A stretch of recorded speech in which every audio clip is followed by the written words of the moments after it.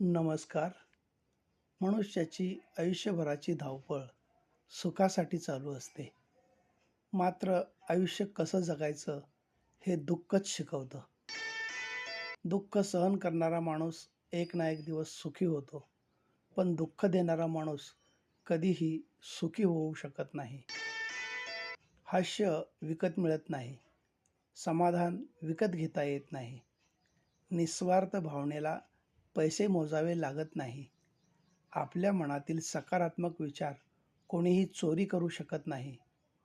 वाहणारी हवा विकत घ्यावी लागत नाही. या सर्वच अनमोल संपत्ती आपल्यापाशी असतात, मात्र आपण त्यांची कदर करत नाही. जाणीव ठेवत नसल्यानं अनेक विकार आपल्याला घेरून टाकतात आणि नंतर जीवनाची माती होत असते. म्हणून सर्वात आधी आपण अंतर्मुख होण्याचा व आपल्यातील चुकांना शोधण्याचा प्रयत्न करावा. कुठेही धावाधाव करावे लागणार नाही आणि जीवनाचा खरा आनंद लुटता येईल.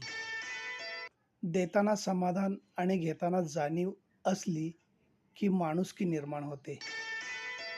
अफाट, अद्भुत आणि आनंददायी विश्वशक्तीसोबत स्वतःला जोडून घेणं आणि स्वतःच्या मन, शरीराचा कणकण प्रफुल्लित करवून घेण्याची कृती म्हणजे ध्यान होय. माणूस स्वतःचं दुःख विसरण्यासाठी व्यसन करतो, पण व्यसनामुळं दुःख कमी होत नाही, उलट त्यात अधिक भर पडते. काही ठिकाणी घेतलेला कमीपणा हा योग्य ठिकाणी मोठेपणा गाजवणारा असतो.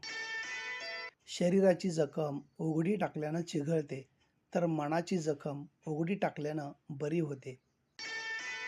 पैशांची गरज भासली तर ते व्याजानेही मिळतात, पण माणसांची साथ व्याजाने मिळण्याची सुविधा अजून तरी सुरू झालेली नाही.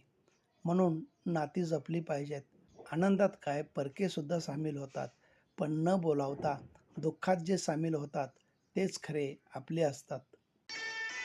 जब समझदार मौन रखते हैं और नासमझ बोलने लगते हैं, तो परिवार और समाज दोनों ही बर्बाद होने लगते हैं. One tree can make 1 million matchsticks, but one matchstick can burn 1 million trees. One negative thought can burn all positive thoughts. धन्यवाद.